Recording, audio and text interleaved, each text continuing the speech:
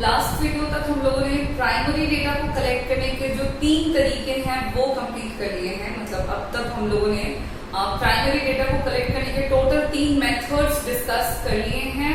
तीनों मेथड्स के बारे में हम जान चुके हैं, उनकी सूटेबिलिटीज, मेरिट्स एंड डीमेरिट्स क्या क्या है वो देख चुके हैं।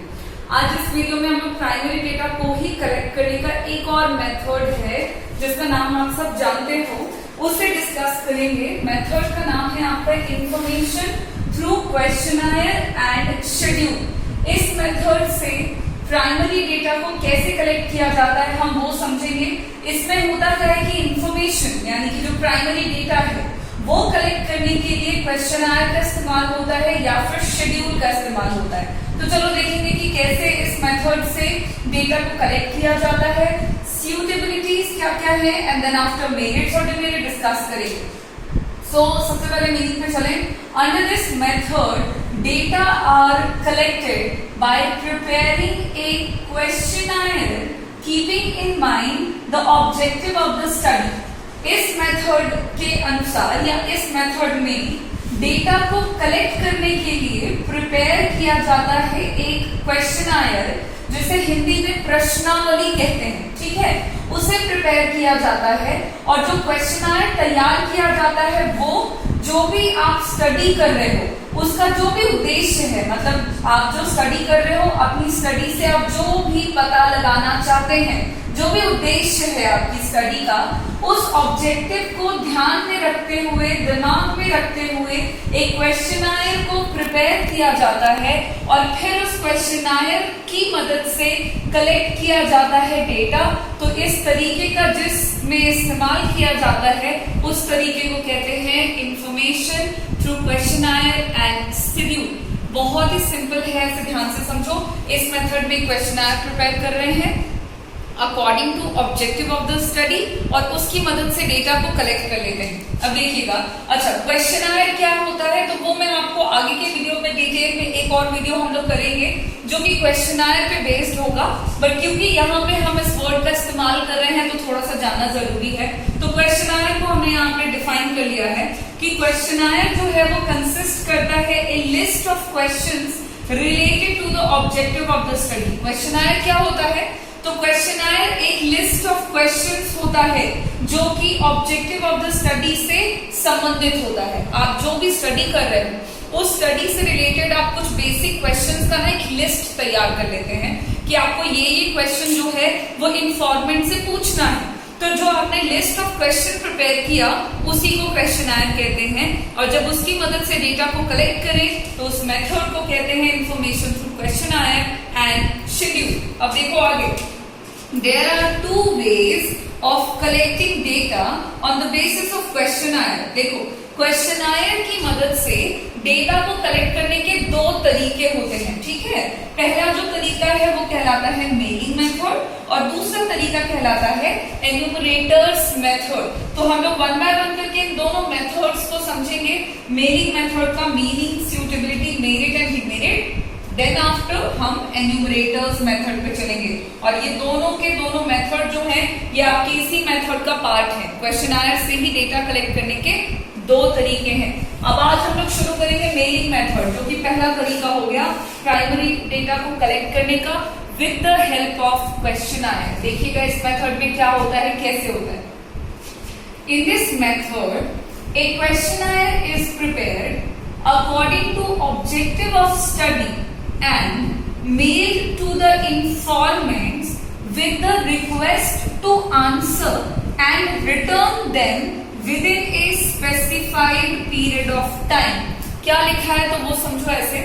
इस मेथड में मेलिंग मेथड, मेल वर्ड आपके लिए नया नहीं है, आप नोन है इस वर्ड के साथ। आपको पता है मेल क्या होता है, मेल ऑनलाइन आप चीजों को ट्रांसफर कर सकते हैं, भेज सकते हैं मैसेजेस को। तो इस तरह से मेलिंग मेथड में क्या किया जाता है कि एक क्वेश्चनायर को ऑब्जेक्टिव ऑफ द स्टडी को ध्यान में रखते हुए तैयार किया जाता है और फिर उस तैयार किए गए क्वेश्चनायर को मेल कर दिया जाता है, भेज दिया जाता है किसे, इन्फॉर्मेंट्स को, जिनसे इंफॉर्मेशन चाहिए। और साथ ही साथ उनसे रिक्वेस्ट किया जाता है कि वो आंसर तो करे ही करे, आपके क्वेश्चनायर में जो भी क्वेश्चंस है उनका आंसर वो करे और उसको रिटर्न भी कर दें आपको वापस से with in a specified period of time, एक निश्चित समय अवधि में उस क्वेश्चनायर का आंसर करके रिटर्न करते हुए आप रिक्वेस्ट करते हैं और इन्फॉर्मेंट्स को मेल कर देते हैं क्वेश्चनायर को, और इस तरह से जब आप जानकारी इकट्ठा करते हैं तो उस तरीके को हम मेलिंग मेथड कहते हैं। सिंपल से समझोगे एक बार और। मेलिंग मेथड में एक क्वेश्चनायर बनाया, प्रिपेयर किया, किसके अनुसार? ऑब्जेक्टिव ऑफ द स्टडी के अनुसार। फिर उस मेल किए गए क्वेश्चनायर को किसे भेज दिया? इन्फॉर्मेंट्स को, जिनसे आपको इंफॉर्मेशन चाहिए। भेजने के साथ ही साथ लाइक आपने मैसेज कर दिया, ठीक। अब उसके बाद आप तक वो इन्फॉर्मेशन कैसे आएगा? तो अब आपको रिक्वेस्ट करना होगा, तो आप जरा रिक्वेस्ट करते हुए कहेंगे कि आपके क्वेश्चनायर का जो भी क्वेश्चंस है उसका वो आंसर करें, और आंसर करके उसको आपको रिटर्न कर दें, और इसके लिए आप उनको एक निश्चित समय अवधि देंगे। क्योंकि अगर रिटर्न करने का टाइम नहीं दोगे तो फिर आप तक क्वेश्चंस के आंसर कब पहुंचेंगे ये नहीं पता। तो आपको एक निश्चित समय अवधि देनी होती है कि इस दौरान आप इस क्वेश्चन का आंसर जो है वो रिटर्न कर दें, और ये तरीका हमारा मेलिंग मेथड कहलाता है। अब देखो इस मेथड का इस्तेमाल हम कहाँ कहाँ कर पाएंगे, सूटेबिलिटीज क्या क्या है।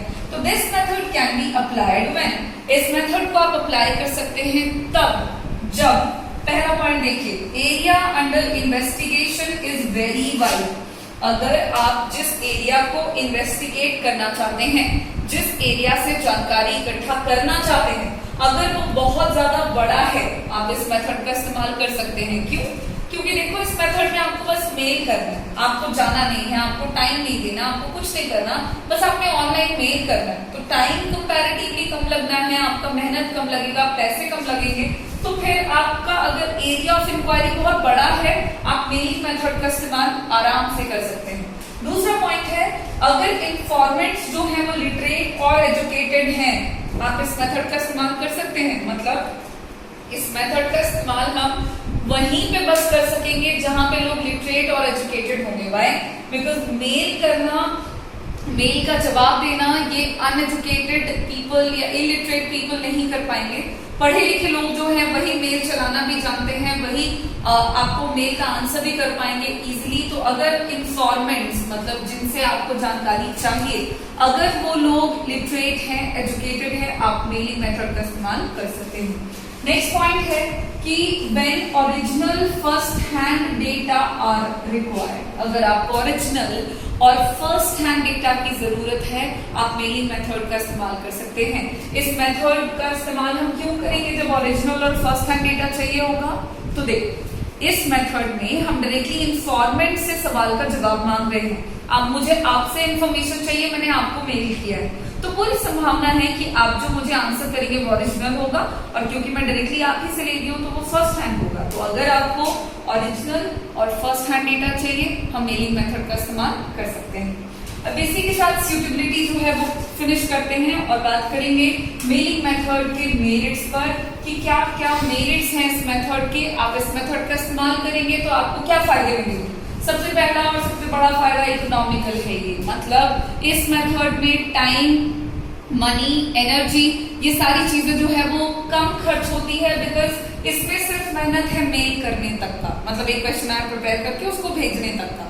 उसके अलावा इसमें ना टाइम ज्यादा लगेगा, ना मेहनत लगेगा, और ना ही आपके पैसे ज्यादा खर्च होंगे। तो ये काफी अच्छा और कम खर्चीला तरीका है, तो ये फायदा है। दूसरा पॉइंट है वाइड कवरेज। इस मेथड का इस्तेमाल करते हुए आप बड़े क्षेत्र को कवर कर सकते हैं, मतलब बड़े क्षेत्र से जानकारी आप इकट्ठा कर सकते हैं बड़ी आसानी से, बहुत ही कम मेहनत, बहुत ही कम पैसे के खर्च में। तो ये एक और अच्छा तरीका है कि आप बड़े क्षेत्र को कवर कर सकते हैं with the help of mailing method. Next point है ओरिजिनल एंड रिलायबल। इस मेथड से आपको ओरिजिनल मतलब कि वास्तविक और भरोसेमंद जानकारी मिल सकती है, मिल जाती है। तो मतलब एक ऐसा मेथड जो हमको ओरिजिनल और रिलायबल डेटा प्रोवाइड करता हो, तो this is a good method. तो ये एक फायदा है मेलिंग मेथड का। इसी के साथ फायदे खत्म होते हैं, मेरिट्स फिनिश करते हैं, और लगे आज हम डिमेरिट्स भी डिस्कस कर लेंगे।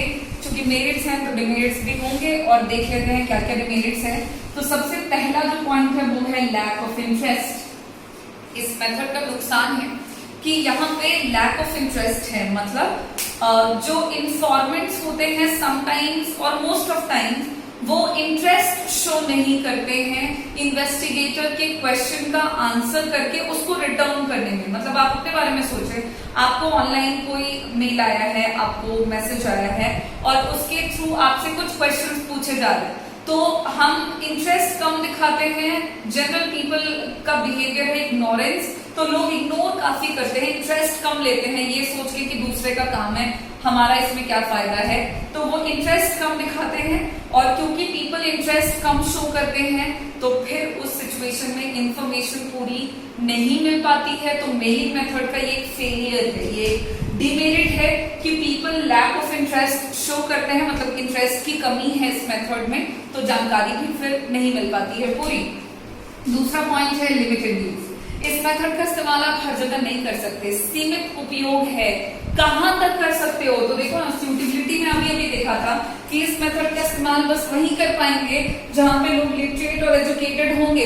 तो मतलब जहां पे लोग पढ़े लिखे नहीं है वहां पे मेलिंग मेथड यूज नहीं कर सकते, बिल्कुल सही, नहीं कर सकते। इस मेथड का इस्तेमाल बस वहीं कर पाएंगे जहां पे पीपल लिटरेट और एजुकेटेड हैं। अब जरूरी तो नहीं कि हर कोई पढ़ा लिखा हो, तो फिर अगर किसी ऐसे व्यक्ति से भी जानकारी चाहिए जो लिटरेट ना हो, जो एजुकेटेड ना हो, तो फिर हम इस मेथड का इस्तेमाल नहीं कर सकते। तो लिमिटेड इस्तेमाल है तो ये भी डिमेरिट है।